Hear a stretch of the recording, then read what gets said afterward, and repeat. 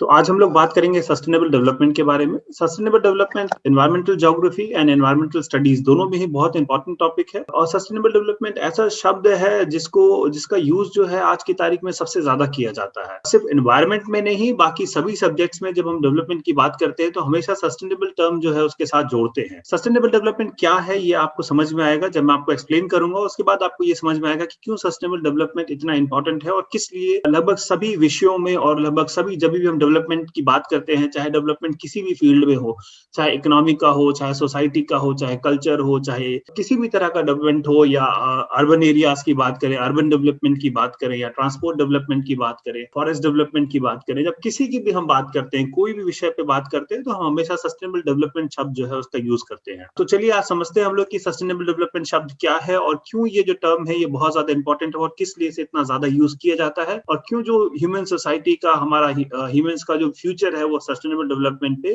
आश्रित है। साथ में हम ये भी समझेंगे कि किस तरीके से जो आपकी यूनाइटेड नेशंस और जो दूसरे बड़े इंटरनेशनल ऑर्गेनाइजेशंस हैं, किस तरीके से उन्होंने सस्टेनेबल डेवलपमेंट टर्म को डेवलप किया और किस तरीके से हम कोशिश कर रहे हैं कि हम डिफरेंट सेक्टर्स में इस टर्म का यूज करें और जो बेहतर विकास है उसे प्राप्त कर सकें। सबसे पहले हम लोग ये समझते हैं कि सस्टेनेबल डेवलपमेंट है क्या। यानी वो सारी एक्टिविटी जो किसके लिए की जाती है, इकोनॉमी के ग्रो करने के लिए की जाती है, प्रोग्रेस ऑफ इकोनॉमी के लिए की जाती है, उसे हम डेवलपमेंट कहते हैं।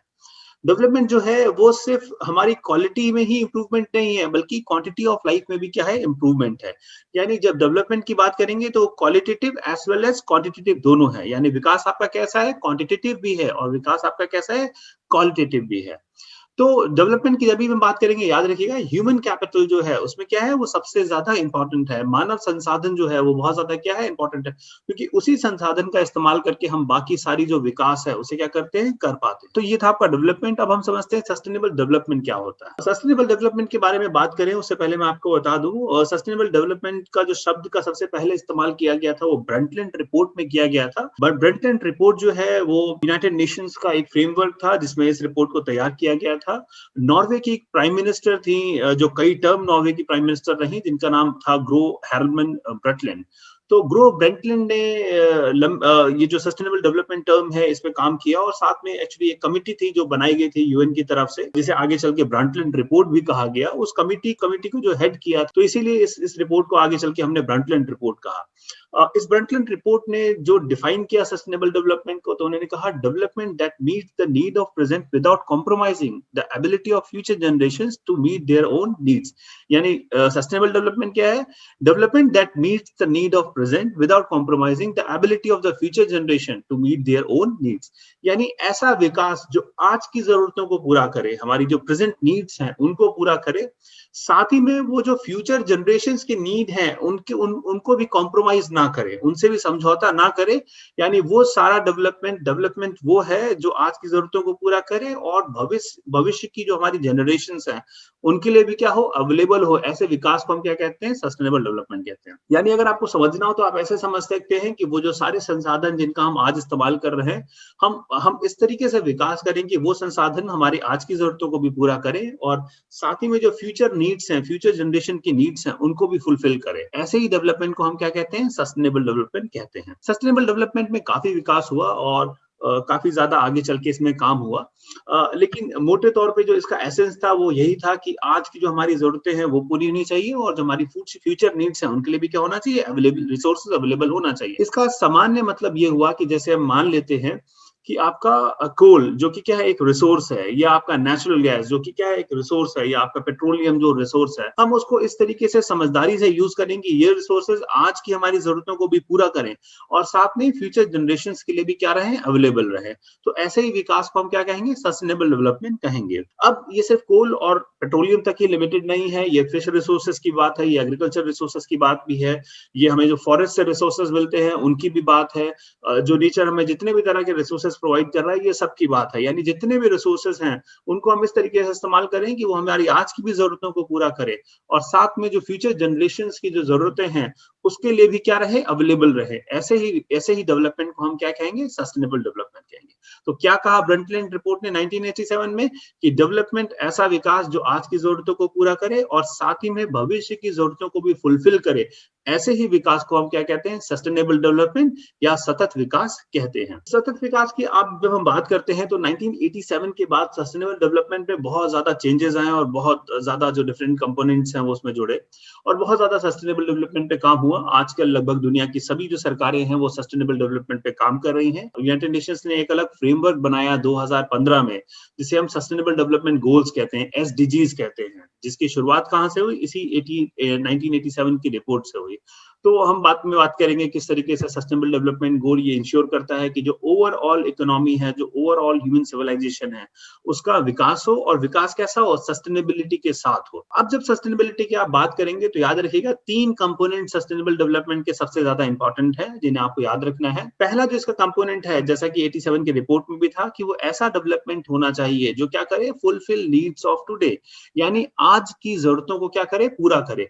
यानी विकास ऐसा होना चाहिए जो हमारी आज की जरूरतों को, जो प्रेजेंट नीड्स हैं, उनको क्या करे, पूरा करे। दूसरा जो इसका कंपोनेंट है वो ये है कि does not compromises with the needs of future generation, यानी ये विकास ऐसा होना चाहिए जो हमारी जो भविष्य की जरूरतें हैं, जो फ्यूचर नीड्स हैं, वो क्या करे, उसको कॉम्प्रोमाइज ना करे। यानी वो डेवलपमेंट जो है, उसका जो लाभ है, वो भविष्य की जनरेशंस के लिए भी क्या होना चाहिए, अवेलेबल होना चाहिए। आज की तारीख में ज्यादातर रिसोर्सेज जो हम यूज कर रहे हैं, जो नॉन रिन्यूएबल रिसोर्सेज हैं, ये रिसोर्सेज अब ऐसे हैं जो अगर इसी दर से इनका इस्तेमाल हम करते रहे तो आने वाले कुछ समय में ये क्या हो जाएंगे, खत्म हो जाएंगे। पेट्रोलियम हम मान के चल रहे हैं कि 200 साल बाद अवेलेबल नहीं रहेंगे। उसके अलावा बहुत सारे रिसोर्सेज है जिनका हम क्या कर रहे हैं, इस्तेमाल कर रहे हैं और तेजी से डिप्लीट कर रहे हैं। तो हमें डेवलपमेंट इस तरीके से करना है कि हम क्या करें, ये जो रिसोर्सेज हैं, ये रिसोर्सेज हमारी जो फ्यूचर जनरेशंस हैं उनके लिए भी क्या रहे, अवेलेबल रहे। याद रखिएगा, इस तरह की जो नीड्स हैं उनको पूरा फुलफिल करने के लिए हमें शिफ्ट करना होगा जो हमारी ट्रेडिशनल जो एनर्जी सोर्स हैं उससे रिन्यूएबल एनर्जी सोर्सेज की तरफ। इसे हम किस तरीके से कर रहे हैं, इसके बारे में हम फिर से बाद में बात करेंगे। तीसरा और जो सबसे इंपॉर्टेंट कंपोनेंट है सस्टेनेबल डेवलपमेंट का, जिसे बाद में ऐड किया गया सस्टेनेबल डेवलपमेंट के साथ, कि विकास हमेशा ऐसा होना चाहिए जो क्या हो, एनवायरमेंटल फ्रेंडली हो, आपके पर्यावरण को नुकसान ना पहुंचाए। यानी वो डेवलपमेंट जो आज की जरूरतों को पूरा करे, जो फ्यूचर नीड्स को पूरा करे, और साथ ही में वो डेवलपमेंट क्या करे, हमारे इन्वायरमेंट जो है, हमारा जो हमारा पर्यावरण है, उसका भी क्या हो, मित्र हो।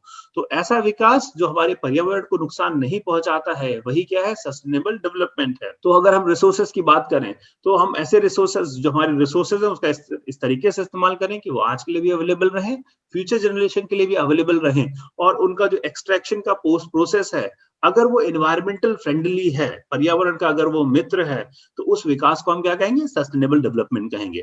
यानी अगर आज आप सस्टेनेबल डेवलपमेंट की बात करेंगे तो आप क्या करेंगे, एनवायरमेंट को ऐड करेंगे। इंटरेस्टिंग बात यह है कि जो एनवायरमेंट के जो हम काम करना शुरू किया, खासकर पूरी दुनिया ने और विश्व के जो डिफरेंट संगठन थे और सरकारों ने, उन्होंने क्लाइमेट चेंज पे ध्यान देना शुरू किया। और क्लाइमेट चेंज पे अगर आप ध्यान देंगे तो क्लाइमेट चेंज पे जो पूरा फोकस हमारा हुआ वो 1992 में जो रियो कॉन्फ्रेंस है, उसके बाद क्लाइमेट पे बहुत ज्यादा काम हुआ। उसके बाद क्योटो कॉन्फ्रेंस हुई, उसके बाद COP21 पेरिस में, आपको पता होगा, इंपॉर्टेंट माइलस्टोन है क्लाइमेट चेंज को क्रब करने के जो एफर्ट्स हैं, ग्लोबल एफर्ट्स हैं, उनके संदर्भ में। तो एनवायरनमेंट में जैसे जैसे समय बीतता गया, 1990s के बाद दुनिया भर की सरकारों ने और इंटरनेशनल ऑर्गेनाइजेशन ने बहुत ज्यादा काम करना शुरू किया एनवायरनमेंट पे।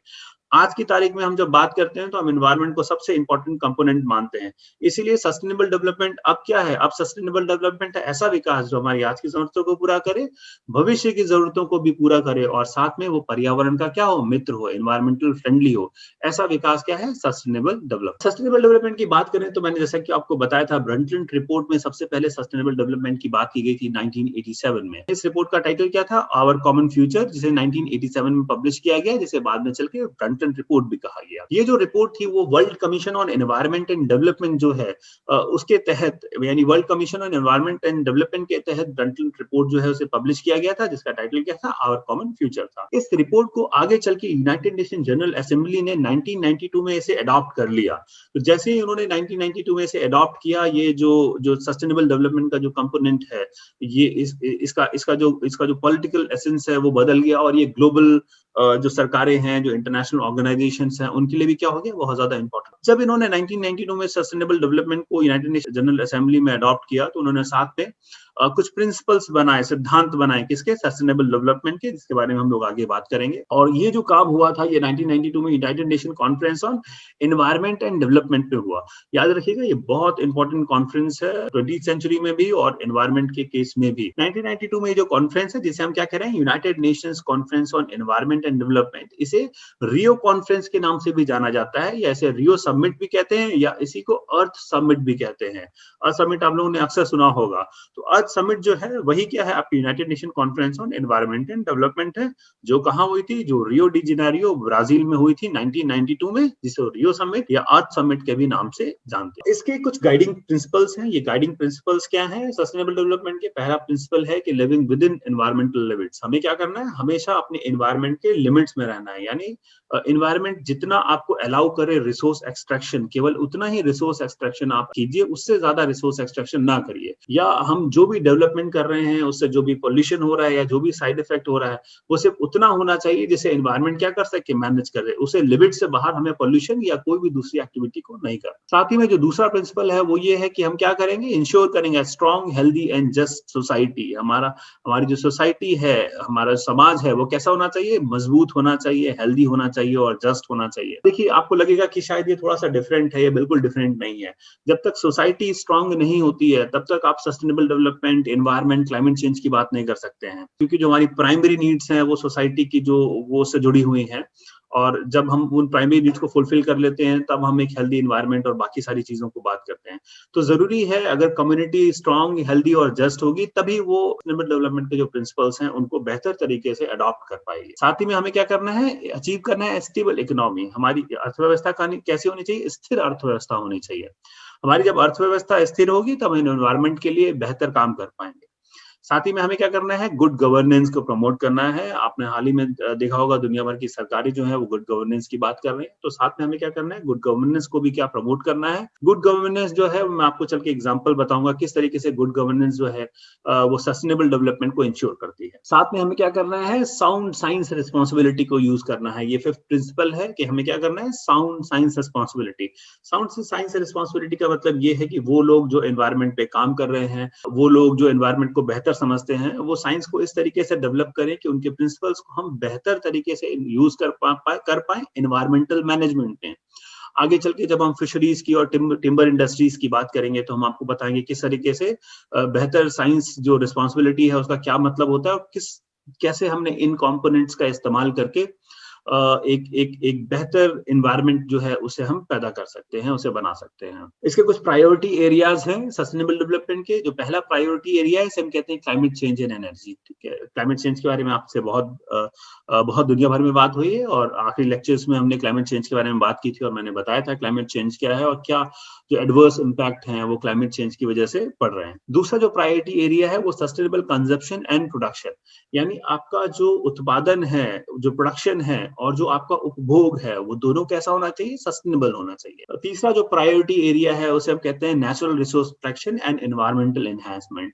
हमें क्या करना है, हमारे जो प्राकृतिक संसाधन है उनको क्या करना है, प्रोटेक्ट करना है। हमें अपने रेन फॉरेस्ट को प्रोटेक्ट करना है, फॉरेस्ट को प्रोटेक्ट करना है, नेचुरल रिसोर्स जो है उनको प्रोटेक्ट करना है और साथ में एनवायरमेंट को कैसे क्या करना है, एनहांस करना है। याद रखिएगा एनवायरमेंटल एनहांसमेंट की जब हम बात करते हैं तो इसका मतलब होता है कि जब हम वॉलंटियरली एनवायरमेंट को प्रोटेक्ट करें तो उसे हम क्या कहते हैं, एनवायरमेंटल एनहांसमेंट कहते हैं। साथ में हमें क्या बनाना है, सस्टेनेबल कम्युनिटीज बनाना है, यानी जो भी कम्युनिटी हमारी है वो कैसी होनी चाहिए, सस्टेनेबल होनी चाहिए। सस्टेनेबल कम्युनिटी का मतलब क्या होता है समझिएगा, मान लीजिए कि आप एक छोटा सा आपका एक कॉलोनी है, वो एक कम्युनिटी है आपकी कॉलोनी, तो आपकी जो कॉलोनी है वो एक कम्युनिटी है, तो वो सस्टेनेबल कम्युनिटीज कैसे हो सकती है, अगर आप जो कॉलोनी में जहां पे आप रह रहे हैं, जो आपकी कम्युनिटी है, अगर वो एनवायरमेंटल फ्रेंडली है तो आपकी कम्युनिटी क्या है, सस्टेनेबल है।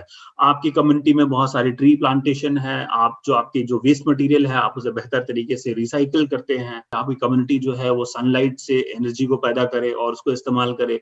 तो अगर आप एनवायरमेंटल लिमिट्स में रह रहे हैं, आप एनवायरमेंट से रिन्यूएबल एनर्जी का यूज कर रहे हैं, रिसाइकलिंग कर रहे हैं, ट्रीज और प्लांट्स लगा रहे हैं, तो आपकी कम्युनिटी क्या हो जाएगी, सस्टेनेबल हो जाएगी। तो हमें अपनी कम्युनिटीज को कैसे बनाना है, सस्टेनेबल बनाना है। याद रखिएगा कम्युनिटी छोटी सी आपकी कॉलोनी भी हो सकती है और कम्युनिटी एक शहर भी हो सकता है।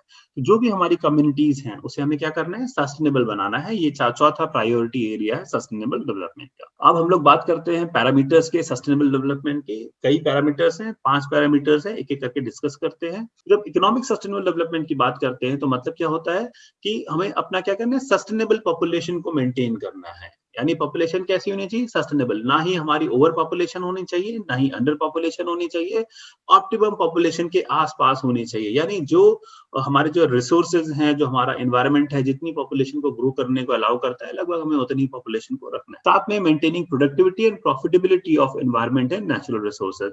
जो भी हमारे जो नेचुरल रिसोर्सेज हैं, उन नेचुरल रिसोर्सेज की जो प्रॉफिटेबिलिटी है और जो प्रोडक्टिविटी है, उसे क्या करना है, मेंटेन करना है। यानी जो भी रिसोर्सेज हम एनवायरनमेंट से ड्रॉ कर रहे हैं वो कैसे होने चाहिए, उसकी प्रॉफिटेबिलिटी होनी चाहिए और साथ में वो क्या होना चाहिए, प्रोडक्टिव होना। दूसरा जो पैरामीटर है वो इकोलॉजिकल है। जब इकोलॉजिकल सस्टेनेबल डेवलपमेंट की बात करते हैं तो इसका मतलब है हम क्या करें कि ऐसी पॉलिसीज को फॉर्मुलेट करें जो क्या करे, एनवायरमेंटल मैनेजमेंट को एनहांस करे, बढ़ाए। तो हमारी जो पॉलिसीज है वो कैसी होनी चाहिए, इकोलॉजिकल कंजर्वेशन की होनी चाहिए। साथ ही में हमें क्या करना है, protecting environment and conserving natural resources. हमें अपने एनवायरमेंट को प्रोटेक्ट करना है और नेचुरल रिसोर्स को क्या करना है, कंजर्व करना, उनका संरक्षण करना।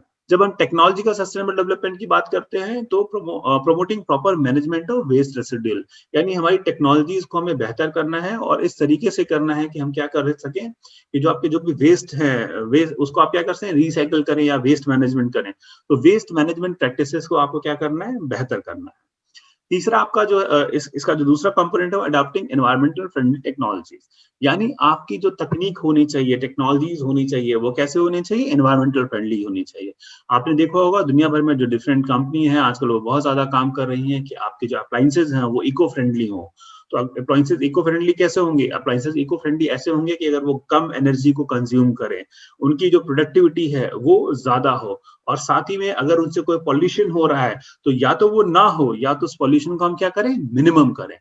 तो जैसे अगर आपने सुना होगा तो जो यूरो का कॉन्सेप्ट है, यूरो 4, यूरो 5, यूरो 3, तो क्या है, जैसे जैसे आप बेहतर 2, 3, 4 यूरो की तरफ जाएंगे, जो गाड़ी से होने वाला पॉल्यूशन है वो क्या है, कम है। तो ये जो टेक्नोलॉजीज हैं वो क्या कर रही हैं, ऐसी कारों का निर्माण कर रही हैं जो कारें क्या है, एनवायरमेंटल फ्रेंडली है या एनवायरमेंट को मिनिमम लॉस करती हैं।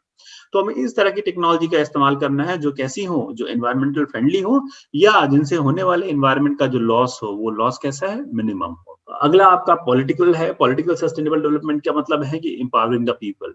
लोगों को क्या करना है, आपको और एम्पावर करना है और साथ में मेंटेन पीस एंड ऑर्डर। जैसा कि मैंने आपको बताया था, पीस और ऑर्डर जो है वो हमारी प्राइमरी नीड है। जैसे ही पीस एंड ऑर्डर होगा, हम एनवायरमेंट और जो दूसरे मुद्दे हैं उनके बारे में सोच सकते हैं और उनके लिए क्या कर सकते हैं, एक साथ काम कर सकते हैं। साथ ही में हमें लोगों को क्या करना है, एम्पावर करना है, लोगों को एजुकेट करना है, उनको बताना है कि जो सस्टेनेबल डेवलपमेंट है वो क्या है या एनवायरमेंटल कंजर्वेशन क्यों इतना जरूरी है। इसके अलावा जो आखिरी पैरामीटर है हमारा वो सोशियो कल्चरल सस्टेनेबल डेवलपमेंट का है। सोशियो कल्चरल सस्टेनेबल डेवलपमेंट की जब हम बात करते हैं तो प्रमोटिंग रिसोर्स एक्सेस, यानी जो कॉमन पॉपुलेशन है सभी की क्या हो, संसाधनों तक पहुंच हो। साथ में हमें क्या करना है, प्रमोटिंग एनवायरमेंटल अवेयरनेस, बहुत इंपॉर्टेंट कंपोनेंट है। हम सबको पता होना चाहिए कि एनवायरमेंट क्यों इंपॉर्टेंट है और हमारी सबकी रिस्पॉन्सिबिलिटी है, मॉरल रिस्पॉन्सिबिलिटी है कि हम क्या करें, लोगों को बताएं कि जो एनवायरमेंटल प्रोटेक्शन है वो बहुत ज्यादा जरूरी है। तो ये जो अवेयरनेस है ये कॉमन पॉपुलेशन में होना चाहिए। तो जब कॉमन पॉपुलेशन में एनवायरमेंट पे अवेयरनेस आ जाएगी तो बहुत सारी जो छोटी छोटी जो प्रॉब्लम्स हैं वो अपने आप क्या हो जाएंगे, सॉल्व हो जाएंगे। तो हमें इनकलकेट करना है एनवायरमेंटल एथिक्स को। ठीक है, एनवायरमेंटल एथिक्स मतलब कि हमें खुद सेंसिटाइज होना पड़ेगा कि क्यों हमें अपने एनवायरमेंट का प्रोटेक्शन करना है, हमारी कौन सी एक्टिविटी एनवायरमेंट को नुकसान पहुंचा रही है, उन्हें हमें नहीं करना है। तो ये एथिक्स जब आपके अंदर आ जाएंगे तो आप अपने आप एनवायरमेंट को क्या करेंगे, प्रोटेक्ट करेंगे। साथ में हमें क्या करना है, सपोर्टिंग एनवायरमेंटल मैनेजमेंट एक्शंस, यानी बहुत सारी ऐसी एक्टिविटीज करना है जो हमें क्या करे, हमारे एनवायरमेंट को प्रोटेक्ट करे। सस्टेनेबल डेवलपमेंट पे की जब हम बात करते हैं तो सब बहुत इंपॉर्टेंट है कि हम डिस्कस करें सस्टेनेबल डेवलपमेंट गोल्स को। इसे हम कहते हैं SDGs। तो सस्टेनेबल डेवलपमेंट गोल्स, SDGs बहुत ही इंपॉर्टेंट है। आइए इनके बारे में बात करते हैं। सस्टेनेबल डेवलपमेंट गोल्स जो हैं उनको 25 सितंबर 2015 में यूनाइटेड नेशन जनरल असेंबली में इसको अडॉप्ट किया गया। सस्टेनेबल डेवलपमेंट गोल्स जो हैं वो 17 गोल्स हैं। वो बेसिकली क्या है, 17 गोल्स हैं और 169 टारगेट्स हैं। हर गोल्स के अंदर कुछ सर्टेन टारगेट्स हैं। तो हमने 2015 में अपने लिए सेट किया 17 गोल्स। इन्हीं 17 गोल्स को हम क्या कहते हैं, सस्टेनेबल डेवलपमेंट गोल्स कहते हैं। ये सस्टेनेबल डेवलपमेंट गोल क्या है, universal call to action to end poverty, protection of the planet and ensure all people enjoy peace and prosper. तो ये क्या है, ग्लोबल कॉल है, किसके लिए, गरीबी को खत्म करने के लिए, अपनी जो प्लैनेट है उसका संरक्षण करने के लिए, और साथ में जो लोग हैं वो क्या कर सके, पीस एंड प्रॉस्पेरिटी एंजॉय कर सके, शांति हो और लोग क्या हो, प्रॉस्परस हो। तो ये जो सस्टेनेबल डेवलपमेंट गोल्स हैं ये इंटरनेशनल एफर्ट है इन सारी चीजों के लिए। सस्टेनेबल डेवलपमेंट गोल्स जो हैं ये एक्चुअली इससे पहले गोल्स थे जिन्हें हम कहते थे millennium development goals, MDGs। Millennium development goals जो है उन्हें बनाया गया था, और ये जो मिलेनियम डेवलपमेंट गोल्स हैं इनमें कुछ नए फील्ड्स जोड़े गए। ये नए फील्ड कौन थे, जैसे climate change, economic inequality, innovation, sustainable consumption, peace and justice. तो ये जो कुछ इंपॉर्टेंट कंपोनेंट थे जिनको मिलेनियम डेवलपमेंट गोल में नहीं ऐड किया गया था, इन सबको मिलेनियम डेवलपमेंट गोल में ऐड किया गया, और 2015 में हम लोग किसके साथ आए, सस्टेनेबल डेवलपमेंट गोल्स के साथ आए। ये 2015 ईयर कॉल फॉर एक्शन है और 3 ऑब्जेक्टिव्स को हमें पूरा करना है। एक एक करके चलिए हम लोग डिस्कस करते हैं। ये जो सस्टेनेबल डेवलपमेंट गोल के ऑब्जेक्टिव्स हैं ये कौन कौन से ऑब्जेक्टिव हैं। तो पहला जो हमारा ऑब्जेक्टिव है सस्टेनेबल डेवलपमेंट गोल्स का है वो है नो पॉवर्टी। दूसरा है जीरो हंगर, भुखमरी खत्म करनी है। तीसरा है गुड हेल्थ एंड वेलबींग। चौथा है क्वालिटी एजुकेशन। पांचवा है जेंडर इक्वालिटी। छठा एसडीजी जो है वो क्लीन वाटर एंड सैनिटेशन है। 7th एसडीजी जो है वो अफोर्डेबल एंड क्लीन एनर्जी है। 8th एसडीजी जो है आपका decent work and economic growth, यानी आपका वर्क कैसा होना चाहिए, डिसेंट होना चाहिए, और धीरे धीरे इकोनॉमिक भी क्या होनी चाहिए, ग्रो होनी चाहिए। 9th आपका जो एसडीजी है वो इंडस्ट्री, इनोवेशन एंड इंफ्रास्ट्रक्चर है। 10वां जो एसडीजी है वो 11 क्या है, रिड्यूस इनइक्वालिटीज। जो हमारे बीच में जो इनइक्वालिटी है उसे क्या करना है, खत्म करना है। जो है वो सस्टेनेबल सिटीज एंड कम्युनिटीज है। 12th जो है वो रिस्पॉन्सिबल कंजम्पशन एंड प्रोडक्शन है। 13th जो है वो क्लाइमेट एक्शन है। तो क्लाइमेट के बारे में क्योंकि हम एनवायरमेंटल ज्योग्राफी में काफी ज्यादा बात कर रहे हैं, तो 13th सस्टेनेबल गोल जो है आपका वो क्या है, क्लाइमेट एक्शन है। 14th डेवलपमेंट गोल आपका क्या है, लाइफ बिलो वाटर, यानी पानी के नीचे जीवन। 15th जो सस्टेनेबल डेवलपमेंट है वो लाइफ ऑन लैंड है, यानी जमीन में जो जीवन है, प्लांट एंड एनिमल लाइफ, उसकी बात है। 16th एसडीजी जो है आपका peace, justice and strong institutions.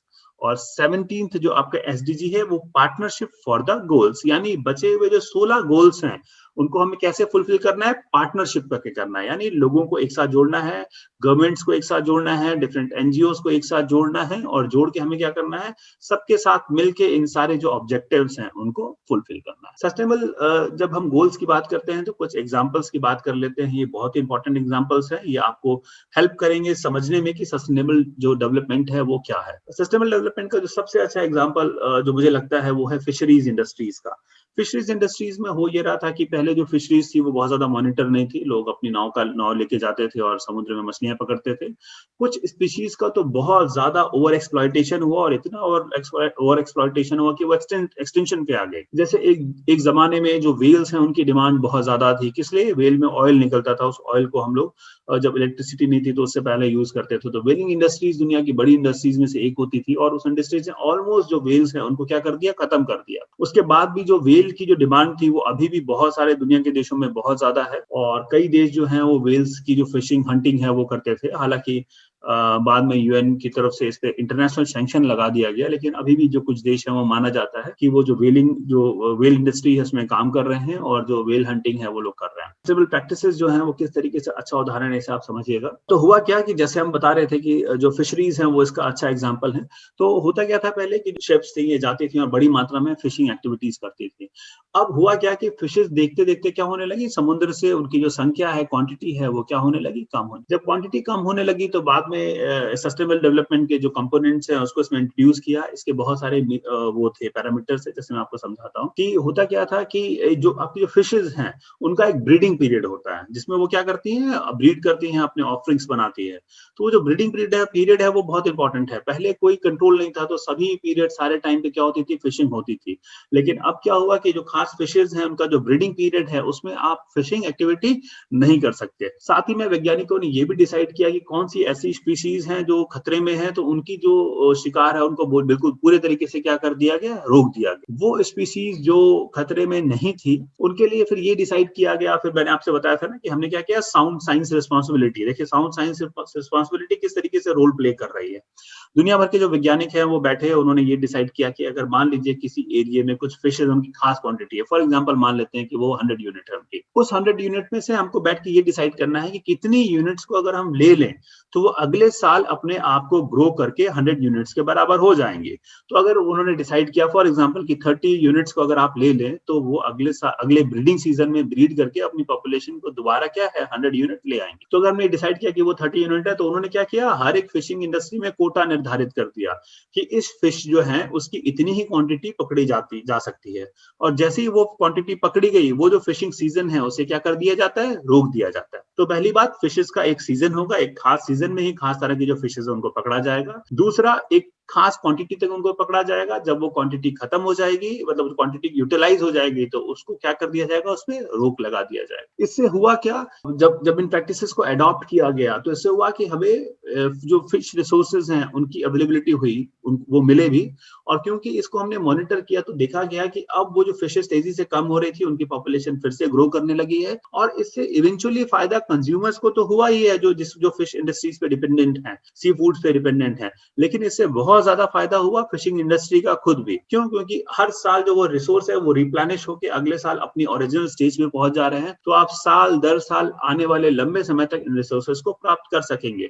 तो देखिए हमारी सस्टेनेबल डेवलपमेंट क्या कह रहा है कि आज की जरूरतों को भी पूरा करे और फ्यूचर नीड्स को भी क्या करे, पूरा करे। तो इस तरीके से फिशिंग इंडस्ट्रीज ने ये दिखाया कि हम क्या कर सकते हैं, ऐसी सस्टेनेबल प्रैक्टिसेस को अडॉप्ट कर सकते हैं जो ये इंश्योर करेगा कि हमारी आज की जरूरतें और भविष्य की जरूरतें दोनों क्या हो, पूरा हो। साथ ही में गवर्नमेंट ने बहुत सारे टेक्नोलॉजिकल जो चेंजेस हैं वो भी किए, फिशिंग इंडस्ट्रीज में किस तरह के इंस्ट्रूमेंट्स को यूज करना है, किस तरह के इंस्ट्रूमेंट्स को यूज नहीं करना है, जो मरीन जो पोल्यूशन है उसको किस तरीके से हम क्या कर सकते हैं, कंट्रोल कर सकते हैं। तो साथ ही में ये प्रैक्टिसेस क्या हुई, एनवायरमेंटल फ्रेंडली भी हुई।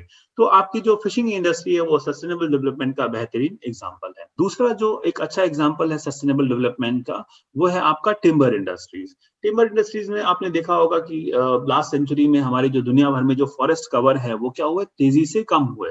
फॉरेस्ट कवर तेजी से कम क्यों हुए? क्योंकि बहुत बड़ी मात्रा में हमने क्या किया, फॉरेस्ट से जो रिसोर्सेज है उनको एक्सट्रैक्ट किया, पेड़ों को काटा, और पेड़ों को काटने के बाद हमारे जो फॉरेस्ट हुए वो क्या हुए, तेजी से कम होने लगे। दुनिया की बहुत सारी सरकारों ने टिम्बर इंडस्ट्री जो है उसमें सस्टेनेबल डेवलपमेंट का जो कंपोनेंट है उसे इंट्रोड्यूस किया, और उसको इंट्रोड्यूस करने के बाद वो सेट ऑफ नॉर्म्स और पॉलिसीज डिसाइड की टिम्बर इंडस्ट्री के लिए। अब होता क्या है कि जैसे हम फॉरेस्ट एरिया में किसी को परमिशन देते हैं लकड़ी काटने के लिए, लकड़ी का बहुत ज्यादा आपको पता होगा उपयोग है इकोनॉमी में, और खासकर घरों में लकड़ी का इस्तेमाल बहुत ज्यादा होता है। लेकिन गवर्नमेंट ने क्या किया कि गवर्नमेंट ने नियंत्रित किया इस पूरी इंडस्ट्री को, और इंडस्ट्री को नियंत्रित करने का मतलब ये था कि अब प्रॉपर लाइसेंस दिया गया, उनको परमिशन दी गई पेड़ों को काटने के, खास तरह के पेड़ों को काटने के, और साथ में सस्टेनेबल डेवलपमेंट प्रैक्टिस को इंट्रोड्यूस किया ये कहते हुए कि अगर आप किसी इलाके से कुछ सर्टेन पेड़ काटते हैं तो किसी दूसरे इलाके में आपको इतने पेड़ लगाने होंगे। तो जैसे आपने एक पेड़ अगर काटा है तो उसकी जगह आपको 20 पेड़ लगाने हैं, और साथ में आपको ये भी इंश्योर करना है कि वो पेड़ क्या हो, ग्रो करे, यानी सिर्फ उन्हें प्लांट नहीं करना है, उनको बाद में उनके डेवलपमेंट को भी आपको क्या करना है, ध्यान देना है। तो हुआ क्या कि जब अब जो टिम्बर इंडस्ट्री है वो एक जगह से पेड़ों को काटती है और फिर दूसरी जगहों को क्या करती है, पेड़ों को लगाती है। उससे होता क्या है कि आप जितना एनवायरमेंट से ले रहे हैं उससे ज्यादा आप एनवायरमेंट को क्या कर रहे हैं, दे रहे हैं। इस तरीके से आपने क्या किया कि ये इंश्योर किया कि जो ट्री कवर है, आपके जो फॉरेस्ट कवर हैं वो एकदम से क्या होंगे, खत्म नहीं होंगे, और आने वाले समय में लॉन्ग रन में आप ये देखेंगे कि जितना आपने एनवायरमेंट से लिया उससे ज्यादा आपने क्या किया, एनवायरमेंट को दे दिया। साथ में ये भी नियंत्रित किया कि किस तरह के पेड़ों को काटना है, कौन से पेड़ खतरे में है, जिन्हें नहीं काटना है। तो ये सारी डिफरेंट पॉलिसीज और जो प्लान्स हैं वो गवर्नमेंट ने अपने लेवल पे और एरिया के हिसाब से इनको बनाया। अब हाल ही में देखने में आया है कि दुनिया भर में जो फॉरेस्ट कवर है वो क्या हो रहा है, बढ़ रहा है। इंडिया में भी जो आपका फॉरेस्ट कवर है वो क्या हो रहा है, ग्रो कर रहा है। हमारे बहुत सारे एक्ट हैं, फॉरेस्ट एक्ट है, जो एक्ट पेड़ों को काटने पे क्या लगता है, प्रतिबंध लगाता है। तो इस तरह के जो एक्ट्स हैं वो बहुत इंपॉर्टेंट हैं, और वो कर क्या रहे हैं कि वो सस्टेनेबल डेवलपमेंट को क्या कर रहे हैं, इंश्योर कर रहे हैं। तो टिम्बर इंडस्ट्री में भी देखा गया सस्टेनेबल डेवलपमेंट को क्या किया गया है, काफी ज्यादा प्रमोट किया गया। उसके अलावा एक छोटा सा एग्जाम्पल है सस्टेनेबल डेवलपमेंट का, किस तरीके से हम डेवलपमेंट जो है उसमें सस्टेनेबिलिटी जो है उसे हर लेवल पे इंट्रोड्यूस कर सकते हैं। ये डायग्राम अगर आप देखें तो यहाँ पे क्या है, एक हाईवे आप देख सकते हैं। हाईवे बनने से एक बहुत बड़ी जो प्रॉब्लम आती है उसे कहते हैं हम हैबिटेट फ्रैगमेंटेशन। हैबिटेट फ्रैगमेंटेशन है क्या? हैबिटेट के बारे में जब हमने इकोलॉजी और इकोसिस्टम पढ़ा था, तो मैंने आपको बताया था कि हर एक जीव का एक ना एक विषय है और उनका एक अपना हैबिटेट है, एक रोल है, एक टॉलरेंस है। तो एक जो जीव है उसका क्या है, एक हैबिटेट है। जैसे अगर आपको पता हो, ये जो गंगा का हमारा पूरा प्लान है और खासकर ये जो अवध का रीजन है, यहाँ पे आपके टर्टल्स जो हैं, ग्रीन टर्टल्स जो हैं वो बहुत पाए जाते हैं। तो उनका क्या है, अपना एक हैबिटेट है, वो एरिया जिसमें वो रहते हैं।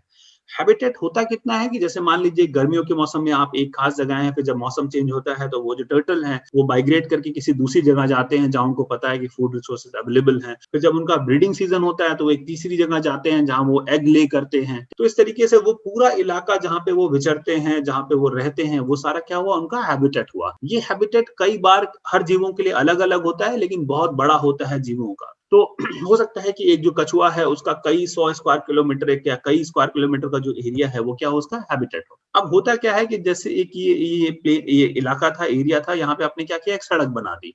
तो जैसे ही आपने इस सड़क का निर्माण किया, आपने इस पूरे हैबिटेट को 2 पार्ट में डिवाइड कर दिया। अब एक हैबिटेट का पार्ट इस तरफ है और दूसरा इस तरफ है। इसी को हम कहते हैं हैबिटेट फ्रैगमेंटेशन। आपने हमें हैबिटेट को हमने क्या किया, 2 पार्ट में डिवाइड कर। अब समस्या ये है, प्रॉब्लम ये है कि वो जीव जो इस पूरे हैबिटेट में रहा करते थे, क्योंकि उनका हैबिटेट अब 2 टुकड़ों में बँट गया है, तो वो सडनली माइग्रेट करके इस जगह से दूसरी जगह नहीं जा सकते। जब वो माइग्रेट करके एक जगह से दूसरी जगह नहीं जा सकते, तो उनकी जो प्रोबेबिलिटी है एक्सटिंक्ट होने की, खत्म होने की, उनकी पॉपुलेशन के डिक्लाइन की प्रोबेबिलिटी क्या हो जाएगी, बढ़ जाएगी। जैसे हम जब लखनऊ कानपुर हाईवे पे मैंने अक्सर देखा है कि छोटे-छोटे कछुए होते हैं, वो रोड क्रॉस करने की कोशिश करते हैं। वो जो छोटे से टर्टल हैं जो रोड क्रॉस करने की कोशिश कर रहे हैं, उनके बीच में, यानी दोनों सड़क के बीच में जो डिवाइडर बना है, उसकी हाइट जो है इस रूट में वो हार्डली 15 सेंटीमीटर है। 15 सेंटीमीटर से ज्यादा नहीं है वो। लेकिन वो टर्टल जो 10 सेंटीमीटर के हैं, 15 सेंटीमीटर के हैं, वो एक 15 सेंटीमीटर की वॉल को क्लाइम नहीं कर सकते। तो जब वो 15 सेंटीमीटर की वॉल को क्लाइम नहीं कर सकते, तो वो हैबिटेट के उस तरफ नहीं जा सकते। जब उस तरफ नहीं जा पाएंगे, तो उनकी जो प्रोबेबिलिटी है जीने की, वो बहुत ज्यादा क्या हो जाएगी, कम हो जाएगी। और याद रखिएगा, हमारी इकोलॉजी में ज्यादातर जो जीव होते हैं वो साइज में क्या होते हैं, छोटे होते हैं। तो आपके 95-96% या शायद उससे भी ज्यादा जो जीव हैं, वो ऐसे हैं जो छोटी सी सड़क को क्रॉस करके दूसरी तरफ नहीं जा सकते। और इन पूरे जीवों का आपने हैबिटेट को क्या कर दिया, 2 पार्ट में डिवाइड कर दिया। तो हैबिटेट फ्रैगमेंटेशन दुनिया भर में एक बड़ी प्रॉब्लम है। जैसे आप सड़क बनाते हैं, आप रेलवे बनाते हैं, आप कैनाल्स बनाते हैं, आप हैबिटेट क्या करते हैं, 2 पार्ट में फ्रैगमेंट कर देते हैं और इकोसिस्टम का बहुत ज्यादा क्या होता है, लॉस होता है।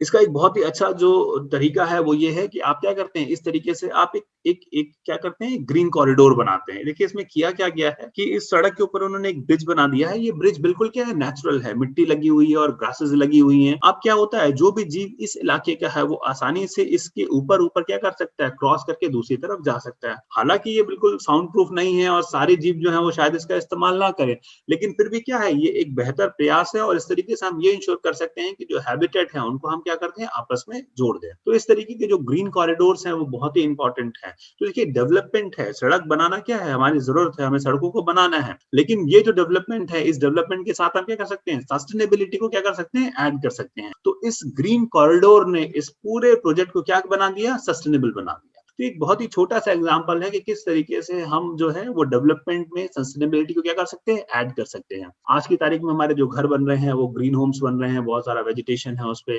जो हमारे छतों की फ्लोर है उसमें बहुत सारी जो एक्टिविटीज हैं, प्लांट जो है उनको लगाया जा रहा है। तो ये छोटे छोटे इनोवेशंस हैं, लेकिन ये छोटे इनोवेशन बहुत ही इंपॉर्टेंट है इस बात को इंश्योर करने में कि हम क्या करें, सस्टेनेबल डेवलपमेंट की जो प्रैक्टिसेस हैं उन्हें अपनी लाइफ में अडॉप्ट करें। याद रखिएगा, गवर्नमेंट के अपने प्रयास हैं जो बहुत बड़े लेवल पे हैं और जो बड़े-बड़े प्रोजेक्ट्स के हैं, लेकिन आपके जो प्रयास है वो आपके घर से, आपके कॉलेज से है। तो आपको भी कोशिश करनी है कि जो भी डेवलपमेंट आपके आसपास हो रहा है, आपके कॉलेज में, आपके घर में, आपकी कम्युनिटी में, वो कैसा डेवलपमेंट हो, वो सस्टेनेबल डेवलपमेंट हो। मैं उम्मीद करता हूँ आप सबको समझ में आ गया होगा कि सस्टेनेबल डेवलपमेंट है क्या। तो याद रखिएगा, ऐसा विकास जो आज की जरूरतों को पूरा करे, जो भविष्य में भी जो जरूरतें हैं उनको भी पूरा करे और साथ में वो पर्यावरण को नुकसान ना पहुंचाए, इन्वायरमेंटल फ्रेंडली हो। ऐसे ही विकास को हम क्या कहते हैं, सस्टेनेबल डेवलपमेंट।